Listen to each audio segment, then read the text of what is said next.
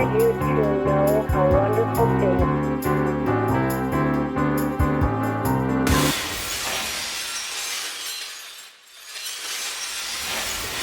This is the Loud Family, UnShattered.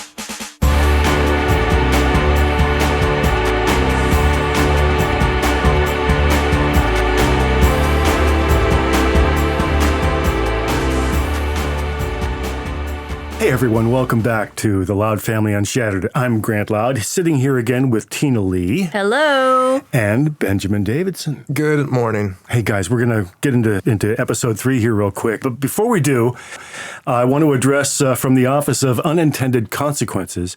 We've been getting some contact from people that are wondering how they can see this thing again. And it's a fair question because it's not widely available. There are some extended clips that are still available at 13.org, WNET's website in New York.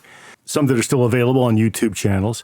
I don't want to call out to all of the would-be pirates out there, but if anybody does have links that they'd like to share, we'd love to have you share them on our social platforms, The Loud Family on Facebook and The Loud Family UnShattered on Instagram.com. Yeah, An American Family is a very elusive show, as Yes, it turns out. Surprisingly. Surprisingly, it's hard to access this show for some reason. So As we say, it's the most famous show that nobody's ever seen. yeah, exactly. So again, we can direct you guys to 13.org, which is WNET's website. You do have to search An American Family and kind of wade through some clips. It's a nightmare of a website. It's a little rough, but there are clips and summaries, I think, of each episode. Yes. And then if anyone has other intel on how to access the show, please share it on our socials, and that would be fantastic. Yeah, it's like the one thing we keep getting asked about. Yes. Where can we see it? Indeed. So, Grant, what's today's conversation about? Today, some of the business we like to take care of here is some of the various boilerplate phrases that get applied to American Family whenever it gets thrown around. One of those is that you always hear 300 hours, 7 months, 300 hours, 7 months, boiled down to 12 hours for the actual series. But I think that's the wrong way of looking at this. I mean, it seems to make it sound like they've really done this huge piece of work to create a huge data bank of material for it. But when you think of 12 hours from 300 hours, that's only 4% of the available footage that they used, which means that in every hour of footage that you see on TV, there's 25 hours that they threw onto the floor. That's crazy. Yeah. So that gives a filmmaker an incredible amount of power to create any kind of narrative that they want to. And so that's one of those things that starts to feed into what you should be thinking about when you see these things. What got left behind? What got left out?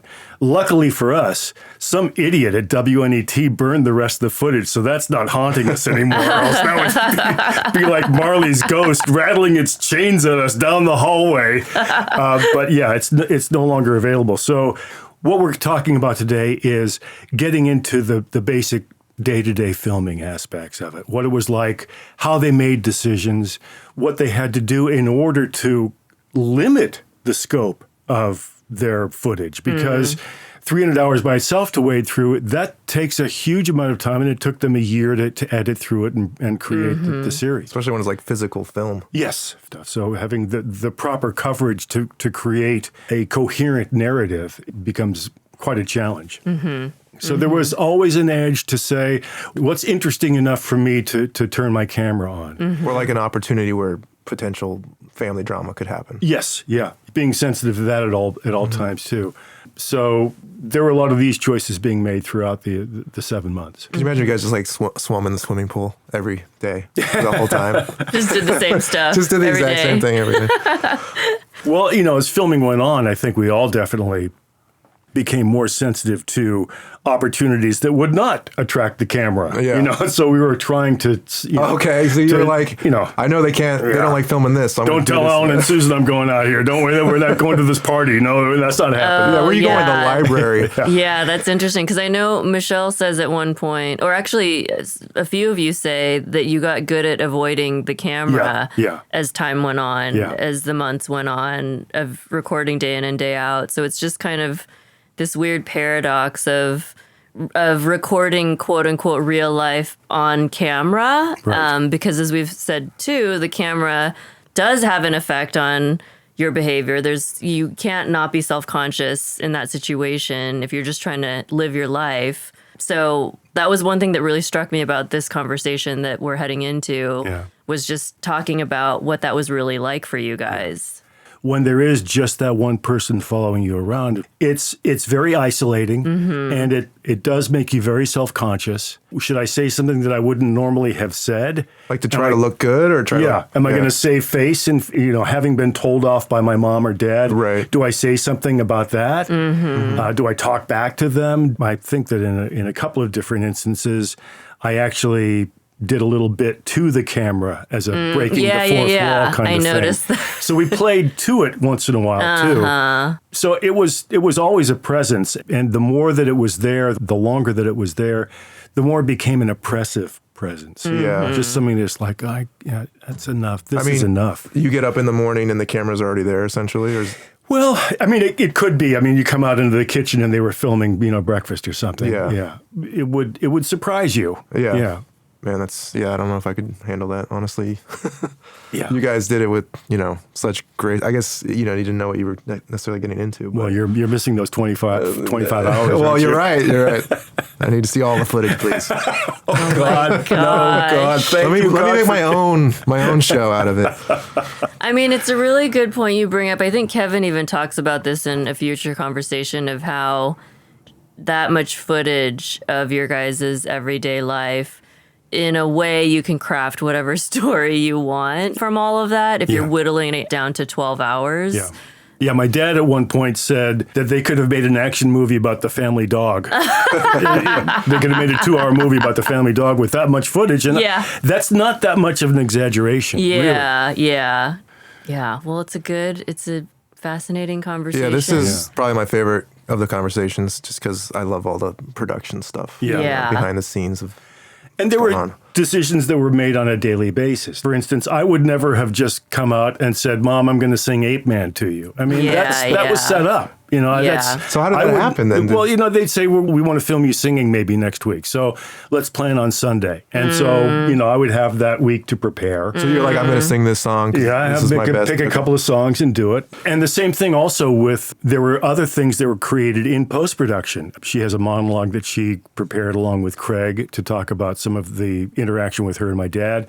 And then also Lance has this piece where he describes the personality of each member of the family. I don't know if you remember that. But it always rankled me because it's not Lance. It's not his insight. It's not his sense of humor. It feels really forced. And it wasn't until preparing for this podcast that I found out that they brought him in post and asked him to improvise something. And so, Lance would always deliver something. Yeah. That made a lot of sense to me afterwards, why that just felt a little strange. Yeah. All right. Well, one point of clarification before we jump in with the family discussion. Grant, you make a mention of a Craig Gilbert piece called Reflections on an American Family. We just wanted to note, I think you cite it as Remembrances. Right, that's right. Just wanted to give that quick little... It's a PDF that's online and available. We'll make a link available for that. It's a very interesting piece, too. He leaves out a couple of very important pieces of the interaction between us and him, but he does talk a lot about what were some of the decisions that he made, how bitter he was, and about how our communications broke down at the end. Okay, well, guys, that's your teaser. Here it is. The juicy stuff is coming. Do we need to let people know? Yes, that's a good idea. Right? Maybe that's okay. So you can obviously follow us on Facebook at The Loud Family and on Instagram at Loud Family Unshattered. Yeah, I can say that we really appreciate your input. We're really interested in hearing what you have to say. And any questions you have, please let us know. We may address them in an upcoming episode. So enjoy this one, and thanks again for listening, everybody. Thanks, everybody. Woohoo! It gives you joy, and you don't have to explain it. It gives you joy. All right, guys. I want to start off this episode by saying that at the end of the last conversation, when we talked about Mom and Dad and Lance, the first thing that everybody said as soon as I stopped recording was, boy, Lance got off easy on that one, didn't he?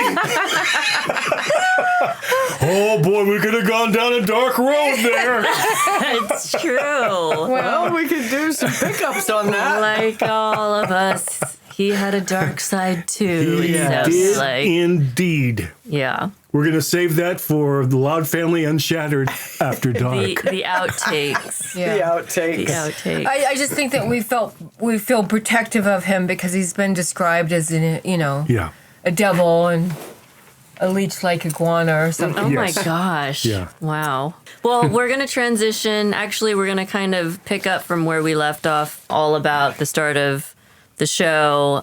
We kind of left off at you guys signing on the dotted line. And we thought we could talk a little bit more about the reality of having life captured on film, day in, day out, for what ended up being 7 months, which is a long time. Anything's fair game that you guys want to share. So maybe we can kind of pick up from there. You guys had signed the legal agreement. You'd gotten a little bit of a taste of filming with Kevin's election. Can you guys describe what happened from there? You know, how did everything get started? Just as an overview, they filmed us for 7 months. They had 300 hours of film, but the lives of 7 people over 7 months is a lot more than 300 hours. Mm-hmm. It averaged out to maybe an hour and a half a day. It wasn't all of us for 7 months. It wasn't all the time. But you're asking about the first days of filming and meeting Alan and Susan. So does anybody have any, do you have a memory about that? Because you're the first real featured performer of Yes, of episode the Loud 3. Family. Yes, you are. The dancer. Reluctantly.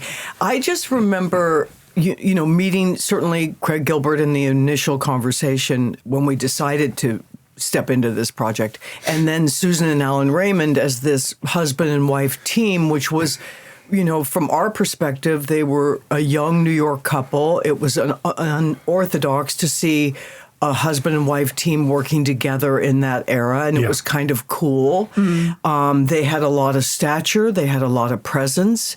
And it just, we kind of thought these are kind of cool big brother sisters for us from New York. And they were kind of younger too. Sorry. Yeah. They were, yes. Yeah. They were, They were rock in their 20s. stars. Yeah, they They were, were yeah. total rock stars. They were older than we were. They were probably in their mid-20s. mid-20s, yeah. Yeah. Dressed in black, from New York, independent documentary filmmakers. They clicked every box. Right.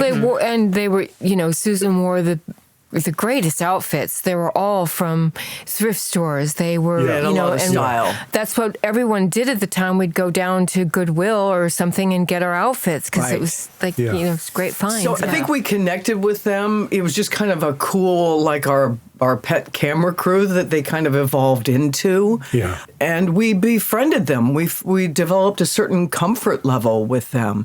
I don't think, from my perspective, I was never comfortable on camera. And to this day, I'm tremendously gun shy of anything in front of the camera. And I think it's from the battle scars of that experience. I really do. Yeah. And people in my television industry world or like, you're such a natural, you'd be so great at it, but I am not comfortable with it. And I think a lot of that is just the psychological layers and trauma of that experience and not being really prepared. Yeah. There's a huge difference between not knowing the camera is there and trying to ignore it. Mm-hmm. And so for Thank 7 you. months, what we were trying to do was ignore that it was there. And it's not easy. There's a reason that professional actors earn their pay. It's because it's difficult to behave naturally with that happening, especially with one person following you around. And when Alan picked you, it's like, oh man. No. And then I'm going to go into this room. Oh, he's still fucking behind me. How did that And work? then you pick up a guitar pick. It's like, why is he taking a picture of my hand? What the hell, bro? And that creates behavior on its own. Yeah, for sure. So was it like on a daily basis they decided who they were going to follow in the family, or how did it work? Alan and Susan didn't film a lot every day. They may only filmed an hour and a half, but they were subject to our schedule. They would come up, they would stay with us for most of the day, and then if something looked like it was going to happen, Alan had to have the instinct to pick up the camera and start filming then. Interesting. Although Lance did a beautiful job filling in, didn't he? I mean, Yes. he always was staying up at night, and he was preparing a scene for the next day. And the way I remember it was Susan and Alan would show up. They'd ask what everyone was doing that day and whatever seemed to be the most interesting. And Lance usually won out because he put a lot of thought into the whole thing. They'd film. He was a mini filmmaker himself. Guys, Oh, yeah. do you guys each have memories of first thing the camera was recording you guys doing? I remember Right. breakfast. I vaguely remember the first scene was breakfast, but Michelle remembers differently, right, Shell? I just remember we were preparing for our recital at the Libero Theater because we were not professional dancers, but we took this dance class. And there was just so much excitement just trying to get our outfits together and all that. And going into the waiting room with Susan and Ellen, you're like, oh my God, it's like just crazy. You're just trying to remember your dance steps and get your outfit on, get your time change. And I remember them sitting there and I kind of felt, I'm like, why are they filming us? So I felt some compassion for them because it just seemed odd, you know, that we did feel kind of normal. We were just trying to get through this dance recital, but yeah, they were there. And Like you weren't nervous enough already. Yeah. You know, right? Yeah. There was a lot going on. So I remember that as being the first time looking at them, kind of feeling bad for them and thinking like, what are they going to get out of this? It's just like, here are these two, like Susan's all decked out in some great antique outfit and Alan is there with his camera and they didn't know anything about us really. They came into our family and just started filming. They knew nothing about the history of us individually. So, you know, we were at this age where everyone now is really changing and moving into different areas of their life. Mm-hmm. Yeah. Kevin, do you remember first day of filming or first time they were on you? Yeah. Besides your election burnt day. in my head. That's all I remember. What the hell is that camera doing on me? But once it gets past that, you know, and I was watching episode 3 this morning just to start to jog my memory about some of that, because if it's not on film, I don't remember it. I remember meeting Alan and Susan because they were these incredibly hip figures from New York with the black and the camera and the gear and the this and the that. And Susan would be like the big sister. Oh my God, look at you. You're such a handsome young man, you know. And she'd go through all that and she'd get you all buttered up. And then Alan was kind of removed and remote and aloof. And then he would grant you a smile or a laugh or something, and you'd feel like, oh yeah, I got Alan to smile. And they did what they had to do in order to make sure that they created a comfortable vibe within the family while they were working. Mm-hmm. It was a job for them. It was a job for them. It was a job. We kind of took them on as family in a way. That's very much the Loud family style too, as established by Pat Loud, you know, is that we like you, you come here, you're going to come for dinner. She wanted to have them stay there. She was going to have a room ready for them so that they could live there. And they, gee, thanks, Pat, but no, gotta get back to the hotel. But yeah, very, very inviting, very welcoming. We were immediately trusting of them. None of us were sophisticated enough to understand the social engineering that was going on. As Michelle said, they didn't know us. They didn't have any real introduction to us rather than these are the guys, start filming. And so that's where they began. And they were smart in knowing that this was a difficult job, you know, to go in and film this family. There was a lot of boring stuff. There was just the day-to-day, and they were supposed to do was just go in and observe. Yeah. Right. You know, Grant, you're in an early episode, they have footage of you in the classroom. Right. Right. And they're just shooting the teacher asking you question after question about the lesson. Yeah. So embarrassing. Like, how was that done, and how did the other students react in that situation? And the answer to the question that he keeps drilling me for is, as I remember it, is behind me on the blackboard, right? Yeah. And so I didn't really get the full benefit of that until years later when I was working for the quiz show Jeopardy! And they get a clue that they obviously knew the answer to, but you could see in their eyes they're thinking, no, I'm not falling for that one. And, and I really suddenly had a lot of sympathy for them because you feel like, well, if you're trying to do this to me, you're trying to trick me. Yeah. And so definitely I felt like, there I was in one of the early days of school of that year with a teacher that already hated me because Lance had been in his class before, Mr. Christ. And I had, it's like you explained to me, well, this is my documentary film. You're what? Oh, yeah. What's going on now? I'm sure. Yeah, those kinds of elements start to seep into it. And that's what makes this such an interesting story because it isn't just them filming me in the class. It's what's happening in the class. It's what's happening with my relationship with the teacher. It's what's happening with them. It's trying to find your way through all this stuff and not look like a total idiot and failing at all of it, Mm-hmm. Yeah. Yeah. So then can you tell me an example of something that ended up being staged? This is for all of you, or feeling a little bit more like, this is outside of what I was planning to do today. The episode where I'm gone up to get my horse because they wanted to include that part in it.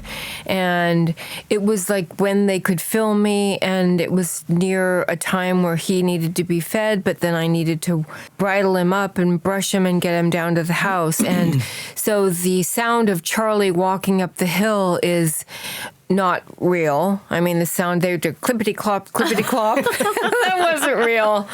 Anyway. But also, you wouldn't have fed Charlie and then started bridling him. Yeah. It was a little bit of a hurry. So that was uncomfortable because then I got a lot of hate mail saying, why did you do that? And it was stupid. I should have said, we can't do this now, but that was one instance where it was not totally candid. Like the reaction being, this isn't how you take care of a horse. I mean, anybody who knows a horse, you don't feed him and then put the bridle on, then get him to walk, Yeah, But yeah. Anyway, I did it because I knew he could do it, but that always felt uncomfortable. Because they wanted it because it fit in their schedule for the day.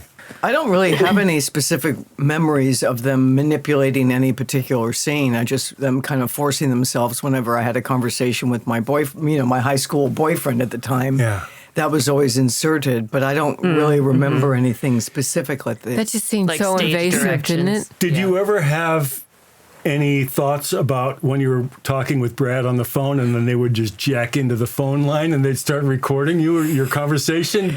It was all uncomfortable. Yeah. And to the earlier topic of, were you ever not aware of them filming? No, I could always feel that presence, that the 16 millimeter camera was purring in the background or the boom mic was somewhat near you, and you just tried to be as graceful as possible with an example of not really knowing what you're doing, but I would just try and get in and out of a scene as fast as I could. We still had to hit our marks, I still got to get to school and do my homework and do this. And Yeah, then, you're so of two minds it just drives where you. you're talking to your boyfriend, and although they may be filming, you're trying to make a date with him or talk about something personally, because there is that happening at the same time you're conscious of being filmed. Right. And there was a lot of angst with mom and dad at that time. Yeah. And I was in some of the crossfire of that, so I wanted to communicate that with my high school boyfriend at the time, but it was very awkward. Yeah. Very, very awkward. And that's something we haven't spoken a lot about, was that they came into this situation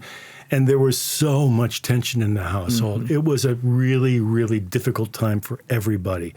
And mom's interactions with dad were so brittle and so icy and so difficult. And, parents always feel like we're hiding this from the kids. And the kids are like, oh, man, how am I going to get out of here? I can't stand this anymore. It's all transparent for us. Actually, good segue, Grant. There's a scene with you and your parents at the side of the pool. Yeah. And I remember at one point in that conversation, you say to them, now you guys have something to get on the same side about, or something like that, just kind of alluding to what you were just saying. Can you talk a little bit more about that scene? Well, it was a little crazy making because whatever Dad said, Mom would disagree with. And so whatever side of the fence he fell on, she'd jump onto the other side. And that by itself created a lot of confusion and unhappiness.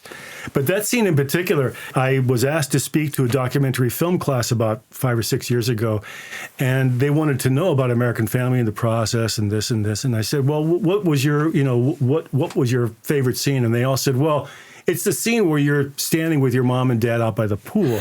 And so I said, well, what did you see when you saw that? What was your perception of that? And they said, well, we see these concerned parents that are trying to figure out what's happening with their son. And we see this indolent teenager who's kind of angry, doing the classic teenager thing. And I said, well, what if I put it this way? I'm sitting in my room. Somebody comes in and says, Mom and Dad wants to talk to you. I come out of my room and there's Alan and Susan by the pool with Mom and Dad. They're both sunbathing and drinking a little wine in the afternoon. And so they're both greased up with the reflectors and the whole thing. And I think, God damn it, here we go. That was something that just kind of came out of nowhere. And the whole time I was thinking, why are you talking about this now? And I was furious with them. I was furious with Alan and Susan. I was furious at the situation because it was so obviously artificial. And it was something that they just said, well, there's nothing happening here. Well, let's talk to the kid. Let's get the goddamn kid out and speak to him. And that was my whole frame of mind throughout that entire exchange. It was phony to me and such an obvious ambush. And when I said this to this class, they all said, oh, okay, I get it now. I see what happens. And so that's when I mean, in a documentary film class, too, this is observational. So, and I think that Susan and Alan have been asked many times, why didn't at certain points did we not say we didn't want to be filmed anymore? Right. But there were certain situations that were set up that they could have said, I don't really think this is observational anymore. This is staged, which is what the whole point of An American Family was to observe. We didn't really understand that form of filmmaking.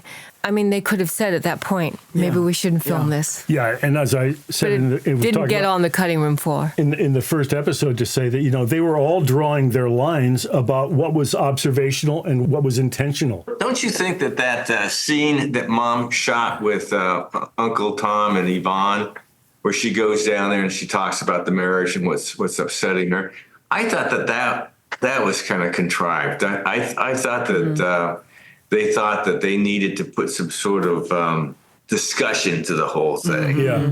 They paid a lot of lip service to say, listen, if you don't want to be filmed, just go into your room and close the door. But she said she didn't want to be filmed, and Craig followed her down, and he brought Alan and Susan with them, and he talked to Tom and Yvonne, and they set up lights and everything, and they did. And then when she said, why are you here? He said, well, it's because you agreed to do it. And she said, no, I didn't. And then they went and had a private conversation, and he convinced her to allow him to film that exchange between them.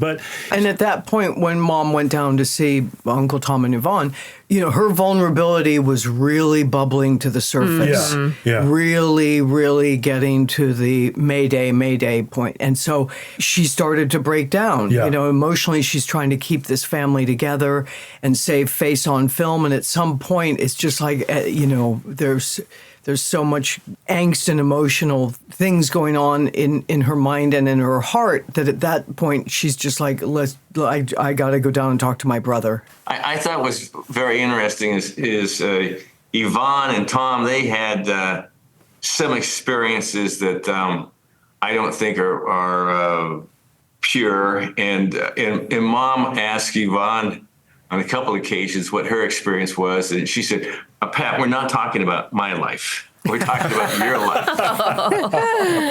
Deflect. I mean, that's observational right there. It's not about Mom, but it is about Tom and Yvonne. It's true. And actually, in a lot of what's captured, however real or staged it may have felt, the viewer who has no connection to what was actually going on, there are definitely moments where I feel like just observing the quote unquote nothingness of what's happening is there's so much information in that, right? Yeah. The silences, the what might feel mundane to you guys, you're observing something about a personality, Yes, good about point. communication or lack thereof, right? So I do think that was successful in a way, even if you guys were sometimes feeling like, this is so unnatural, right? I think it has a little bit to do with just one camera. It creates a really isolated atmosphere, and it creates a lot of discomfort and longing and confusion and unhappiness. And the whole series has that feeling hanging over it. It's a very emotional series. And as I've said in the past, I mean, we don't have a lot of complaints about how we were portrayed. We accept that that's what we did and that's what happened, and we own that. We'll take it. But at the same time, it's how this stuff gets constructed and put out to the viewer. Media tells you where to look. And when it tells you where to look, it tells you what to think. And when it tells you what to think, it tells you what you feel.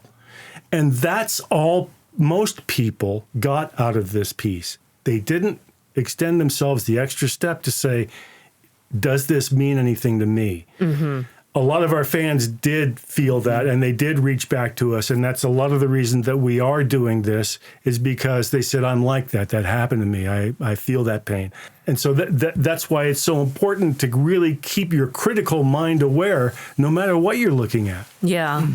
So given everything that was going on, tension is kind of already there and mounting between your parents, presumably even before shooting started, right? Very much before, for years, And then you guys are teenagers, going through your own personal development, self-discovery, all that. What was the impact of having your family's life filmed day in and day out? I think the impact is that, first and foremost, we have always been and always will be a very close family. And the experience and the overall takeaway from the experience is it moved us forward into a bigger world. It gave us an understanding of the media, for better or worse, and mostly worse. It gave us a greater understanding of family structure, friendships, bonds, love, honesty, integrity. And we went through that experience and became very head shy and very wary of any media journalistic experience or any of these media production companies that have approached us to try and get our side of the story. We pulled together. Yeah. When this thing hit, and it hit hard, and it was very personal, the Loud family knuckled down. We put our shields up like the Roman legions, and we put up a Loud family off. firewall, and we hit the road. And that was very much Mom at the helm of that. I think the really interesting thing is the fact that PBS, WNET, had no idea that they were going to get how many, 10 million viewers. 10 million viewers. They had no idea. They were not prepared for that. Kev, what do you think? Well, I thought that when they had the cameras there at breakfast time or getting ready to go to school, it was just another issue we had to navigate around. I thought we all related the same with the cameras there or without the cameras there. You're right, because we'd learned to navigate around Mom and Dad's tension. Right. So we'd had that And kind of early having a brother education. like Lance, too. Yeah. And Lance. Yeah. We'd learned to navigate certain... The unexpected, In any but that's the big thing. family, you do.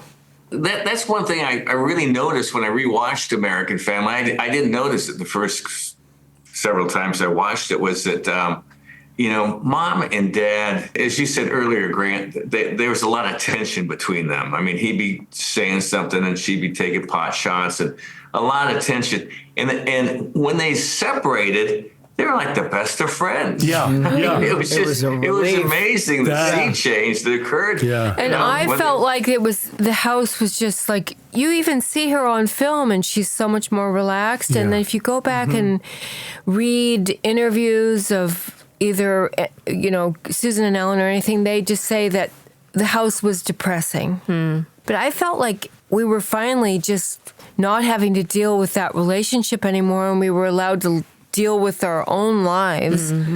Well, that tension dissipated so quickly, And once it was gone, it was just kind of like, okay, so that's over now. So the war is over and we're safe, but where are we going? What's happening? And I got to go to school and I got to finish this thing and they're still filming us. And I just felt lost. I was glad that all the acrimony was gone, but now I just didn't know, well, where's my next step? Direction? Where's my direction? And we felt bad for Dad, and we had to like rally around him and then rally around her and make it sort of normal. We like wanted we harmony loved them. between our relationship with Dad, certainly. Yep. Well, speaking of tension mounting, this is maybe a good place to segue into tensions that started building on production as well, right? Yeah.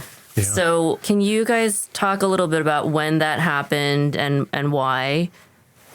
Well, even reading some of these interviews, and Craig Gilbert did a long piece called "Remembrance of an American Family" in the early '80s, and he talked a lot about the production and what happened and stuff. But I mean, even from before they began production, he and Alan Raymond did not have a happy relationship, and that created a lot of problems with Craig and with PBS, WNET, whatever it is. So they went into it with already having a very difficult relationship, and that continued to fall apart as Craig got a closer and closer relationship with us and Mom in particular. But I mean, even he says, after every day of filming, I would go up and check in with the Louds. How are you doing? What are you doing? He created a friendship with us. He created a relationship with us. He checked in with us. We made a lot of jokes about how he played into our vanity, and that's what got us into this. But what really got us staying with this and dedicated to it was that we really felt like we were partnering on a really important project. And that was really satisfying and really exciting. And he made us feel like, I can't do this without you guys. This is so great. We're really going to do something important here together. So just hang with it. I promise you this is going to be incredible. In the Jeffrey Ruoff book, he's a film historian and he wrote this book about American Family. He talked about that even at one point, Pat and Bill Loud were still speaking to each other, but Craig and the production crew were not. They spent weeks, apparently, where they were not communicating to each other at all. I think certainly it's stress. I mean, Alan and Susan were under a tremendous amount of stress to try to figure out how to make this thing work.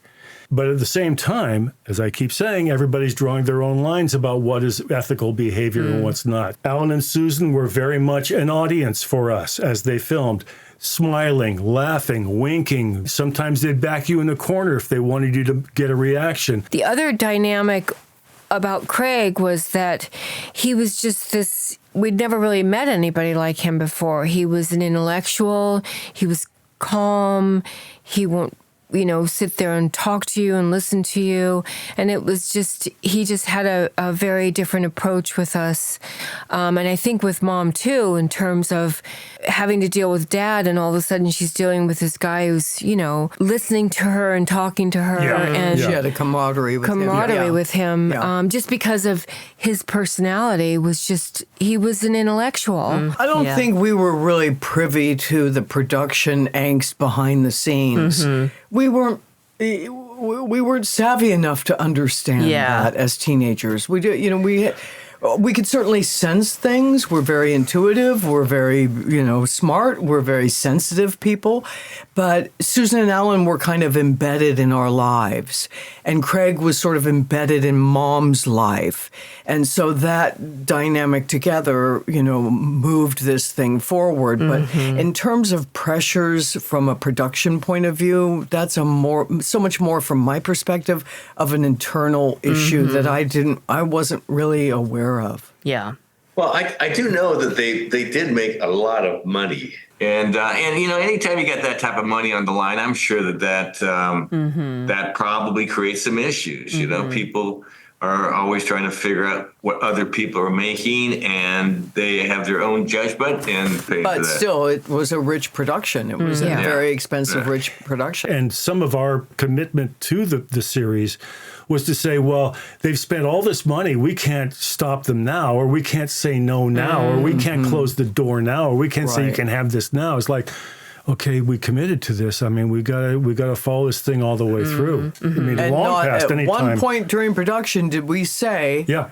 they're making all this money. Could we make we some get a- money? Can I have some more, please, No, sir? Can I no, have some? No, Not $1. no. Well, and the way it was was a explained to us was Craig was saying, listen, since this is a documentary, we can't pay you guys. We can't give you anything, or else it will muddy the waters of The integrity. of this piece. So we'd love to pay you. We got the money. We can't do it.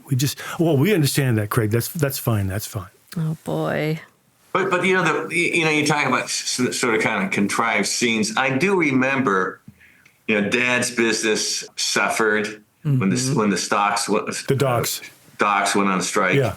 And we'd been used to having some pretty good food up there, and we were having tomato soup and the whole menu changed pretty drastically. I remember going up, we'd shoot a scene up there, and then we'd hop in the cars and go down to the hotel that they had, and we'd see the outtakes, and we could order anything we wanted for room services. So we get all this food coming in and all this drinks coming in. So here we're filming us, and we're starving to death up there, but then we're going right down to the hotel where the crew is, and it was abundance Carte blanche. everywhere. Yeah, that's a good one. Oh my God. I don't know if you remember that. But I don't That's a remember good one, that, Kevin. Kevin. I do. That was good to remember. Yes. And it's true that fortunes rose and fell with Dad sharply.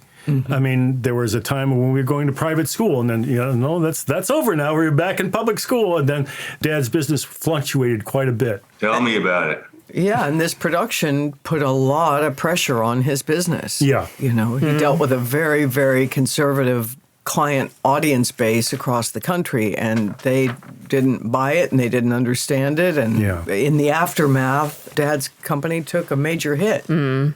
He also shaved his sideburns. I think that was a big moment where his business went down. The scary sideburns. He had a gay son. Was not very popular in the Midwest. And it was on national TV at that point. Yeah. Can you guys each recall a moment in hindsight? Are there moments, or is there a moment where you're like, gosh, I wish they hadn't gotten that? Well, I'll jump in because, there was a lot going on behind the scenes when Grant brought Dad home, and Mom asks him for the divorce. I walk in on that scene, and Mom is basically presenting her divorce attorney's business card to Dad, and I see the camera crew there, and I'm like, I'm completely out of sorts. All I do is a reverse walk out of the scene, but at that moment, I realized this is not going to be good for her level of pain and expose.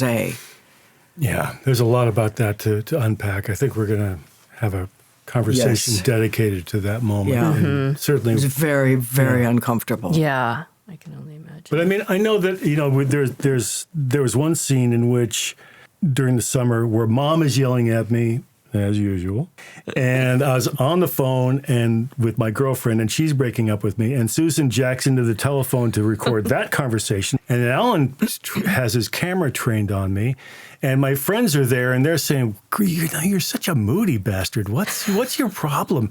And so all of this was going on, and I was really just ready to just explode. I'd had a difficult time in the household for a few years, but that just came to a head. And then later that next day, Alan and Susan took me aside and they said, we saw that you were really hurting there, and we'll save this film back for you if you want us. And I said, well, why would you do that? I mean, isn't this what this is about? This is why I'm living through this, so that people can see. I mean, I was 17 years old and I had this thing about the importance of film. Film is important. And so we must stay true to this idea we've got for some reason. Be authentic. But I wasn't ashamed of it. It happening was like, people should know that this is what it's like to be a teenager. So even their instincts about when they should try to be generous with us were totally off. What about you, Michelle? Any I memories? just remember when we were in Taos, we went there because Mom was going to think about the divorce from Dad. And so Delilah and Susan, a friend of mine, yep. we all got in the station wagon and went to Taos and quickly learned that at that time, Taos was really just a very small little town, and we'd rented this little apartment. And Delilah and Susan quickly exited the scene. We took them down. They were like, "We're out of here. This is boring." And I'm like, "Please don't go." Anyway, they were out of here. And so I was left with her, and she didn't really, I was 13. She didn't like me that much anyway.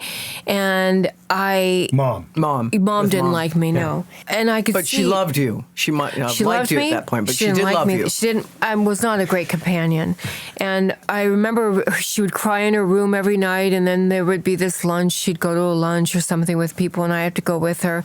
And I finally went into the hotel room where Susan Lester was, and I just said, "I just don't think this is good anymore. I think we should stop filming her because it's not. I'm not sure what we're doing here. It was too hard on her." And you didn't want it either, right? You didn't. I want to didn't want to it. do it anymore. Right. It was just, they just convinced me that they may not use all of this film, but it was very important to, for the documentary to capture this. And I kind of felt defeated. Yeah. And that's whenever you felt depressed about something or angry, or you felt like you just didn't want to be involved in it anymore because it was just too much. We were going through being a teenager. That by itself was... It's a lot, we didn't have the skill set to push back. No. We just didn't. And it was not in our reality at that time. We had no idea how to push back. We move forward. We don't push back. So... Yeah. And anytime there was anybody that was feeling we'd always hear, "Listen, they're spending a lot of money on this. We agreed to do this. We have to follow this all the way through." And it's like, okay, all right. Yeah. But it went over the line many, many times. And people are always asking us that question. Why didn't you say no? It's just like, well, I didn't think we could. Yeah. And even if we felt like we wanted to talk about it, it's like, oh no, this is going to be so great. It's so important. You guys are doing something that's going to be so valuable to so many people. This just has to go on. Okay. All right. I'm going to tuck it in. I'm going to pound it down. But I'm like, even the divorce Cue scene. Lance. The divorce scene is like... Hit it, Lancey. But even during the divorce scene, she was just too mad, to say stop. She was just dealing with him. Right. There was like nobody else in the room. There could have been the entire city of Santa Barbara in orchestra seats. At that point, she saw nothing but him and get him out, and I want a divorce, and that's it. Yeah. And we knew that too. And they told us that if we didn't want that to be in the final series, they would take it out, which they never did. No. Of course not. Right. Well, they always kept We saying didn't that. have any editorial rights either, Yeah. so what's that going to do? Throughout, they kept saying, you let us know if there's something you don't want. And I was like, well, we don't like the title screen.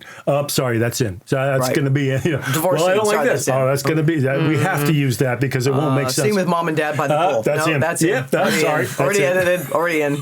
Anything else? Man. How about my dance routine? Yeah. We take Drums that afro. out. Oh, no, that's brilliant. We The got that. studio wants that in. They have to have it in.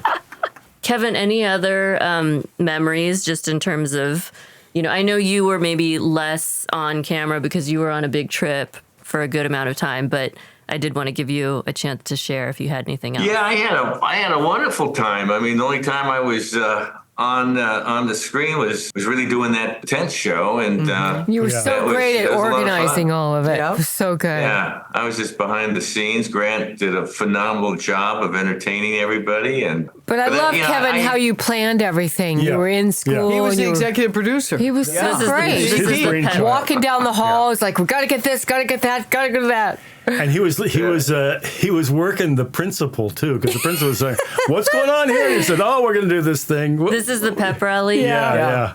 Yeah, that's a fun one. Is that a positive memory for you, It was Grant? so good. I'm glad to have it on film, but the positive memory is a memory that I still have. And that's my thing about most of American Family is that I don't remember most of that stuff happening because it wasn't that important to me. You remember the stuff that was important. And the tent thing was just a blast. It was a so total much fun. goof on Yeah. pep rallies Yeah. that nobody really quite knew what was going to hit them. And Kevin magnificently put all of these elements together to make this huge circus that nobody knew what was happening. It or was when. Jim Geyer as the gorilla. Yeah, who's yeah. overheated and passes out. Yeah, it was really fun. It That was looked funny. like a blast. Yeah. And you It were was like great. rocking the mic up there, Grant. I was, I had my costume, and I was down in the football players' locker room waiting for the cue. And so I'm in with my tights on and my red underpants and my lightning strike thing. And I have my thing out and my hair done. And I had the bolero jacket that I stole from Lance because he had all the good clothes. And, and then I come out and hit it, and the whole thing just went crazy. Yeah. And my friend Tim was in a gorilla suit in a tent. The song was called Tent. By the Bonzo Dog Band. And he was supposed to construct the tent from the inside as he was doing it, and then appear as the gorilla, and then he was going to take me in his arms and then carry me off into the sunset. Well, he'd been in this tent waiting for the thing to start for about 2 hours. And it was about With the gorilla 85, costume 90 on. degrees in the gorilla costume. When the music started finally playing, he was so Delirious. disoriented and dehydrated that he came out of the tent, and he kind of came over and looked at me, and I said, Tim, and he kind of, falling and so I over. pushed him away, and we got a different ride off the screen. He was so great because he just pops up at different things and then collapses. I have to say that the HBO Cinema Verite movie there was so much that was really good about it. One of my disappointments was that they didn't figure out, they staged this as we were trying to be rock stars. We weren't trying to be rock stars at all. We were just having a total goof on everybody. Yeah. Satire. And it was Sure. just it's a joy in my memory. Yeah, that's Me too. great. Me too. Actually, good. Let's end on a positive note. Other positive Yes. memories of either the filming or things that were captured that you're glad they were. Really, one of my favorite moment is the pep rally. Yeah. And What about the dance recital? not my favorite, but I love Mr. Rudenko. I was watching that this Yeah. morning where he's Yeah. saying, "Hey girls, you're doing great on time, but you're losing it on the bow." So you got, and he's like Joe Pesci, okay. Hey, and he's got a cigarette. Hey, we're Lee, like- you got to get this together. we're like the Bolshoi Ballet or something. It's like, hello, we got a feather in our hat and we're going out. and you Michelle guys with are the adorable. smooth jazz thing that you're dancing to, and the clam diggers, right? Yeah, that was the gaucho pants. My favorite memory. I stand corrected. My favorite memory is Mom going to Eugene with yeah. and meeting Yeah. Grandma. I mean, Yeah. it's just like to Beautiful. have her on film and see her again. It's just a treasure. That's sweet. Well That's said. very sweet. So poignant. Yes. Yeah. Boy, and you can really tell the generational difference there. I mean, you had our generation, the baby boomers, anything went, and then Mom's generation, the 40s and the Depression. Grandma's she was tough. Yeah. I didn't realize how tough she was. And so well, she always wear a dress every day, stockings, So shoes, perfectly hair put up. together. very so beautiful. disciplined. Yeah. It's a whole different generation. I mean, and you're 180 degrees out from the generations nowadays compared to her. She kept saying how spoiled we were. Oh yeah, Those kids are spoiled. And Tina, one more, personal great moment that I think is the last night that they filmed, which is in the first episode, is our New Year's Eve party because the energy in the house is so electric. Mom is so happy. It's the end of 7 months. The house is filled with kids. We're all dressed in our vintage clothes and playing music and dancing. Having a and great just time. Having a great Yeah. time. She doesn't have to worry about where Dad is. Right. Or it's There's a lot of good. joy in that. But Kev, one of my favorite favorite memories also is you coming back home from the Orient, and you got off that plane, and you had the fake mustache on, and I thought, that bastard, he can grow a mustache? I can't grow a mustache. I'm just so mad at you. Yeah, I was doing well till it fell off. Till it fell off. Yeah. Oh my God. You know, but my favorite, get back that tent scene, that the thing I really liked was afterwards, the last scene is we all get back to the house. We all jump into the pool. We're all just so excited about the whole thing. And we had this just wonderful kind of intimate party amongst ourselves up there. Great life which moment. is kind of a wonderful, nice conclusion to that effort we just did. Yeah, I that's love cool. watching you walk down this high school hall and sort of organizing everybody, getting everyone out there. You're doing this, you're doing that. It was Making good. it happen. Yeah. Yep. I remember I was talking to the dean or one of those guys, and he wanted to see the lyrics. I'm going to get you in the tent so we can experiment. So what is this about? Science project. What did you tell him? I forgot, but It worked. It worked. whatever it was, we aired, we played. And, you know, I think back on that, you know, and great, you and I kind of came up with that concept. And, you know, I thought, well, how did we ever come up with that idea of doing that? You know, I mean, it was just so far out of left field, you know, and I don't think that Pretty I can creative. take any responsibility. I think that was your brainchild, and you moved that forward. That was all you. I think Respect. we just thought, we got some airtime, and we've got we all play instruments. Let's do something. Let's do a big show. It Yeah. was highly Loved it. entertaining. Yeah. Loved It it. was, Sure. that was a moment. So great. But you know, it was you know, it showed the arrogance of being a teenager. Yes. You know, we liked rock and roll, but it was really a parody about rock and roll. Yes. And you know, it was a parody about everything. Yeah. You know. And we were thumbing our nose at we were everybody. not football or sports people, No. so it was a parody on that as well. Yeah. That was funny. Well, guys, thanks for sharing. I love you, it. Tina. We have a lot Thank more. you. We have a lot more to talk about. Thank you, extras. Thank you, my extras. The extras are back. The Extras are extras. back in the house. I mean, we're going to dig. I mean, you guys started talking a little bit about the divorce and the experience of that. We're going to get deep into that next time. So, yeah, more to Start to come on that rekindle for those sure. painful memories. Everybody wear black. Yeah, right. Boy, we can get the real story behind that. There's a lot despite what assumptions. There's a lot that we haven't really talked about Right. with that. So I'm looking forward to that too. Yeah. Me too. Thanks, guys. Thank you, everybody. Thank you, Tina. Thanks, Love you. everybody. Thanks, Love you Kev. all. Thanks, you guys. Kev. Love you, Thank man. you. Kev, love you. Love you. Love Bye-bye. you. The Loud Family Unshattered was produced by Grant Loud, Tina Lee, and Ben Davidson. Music by David Poe. Find more at davidpoemusic.com. Special thanks to Harry Friedman and Cole Kuntz. This has been a Magnus et Superbus production.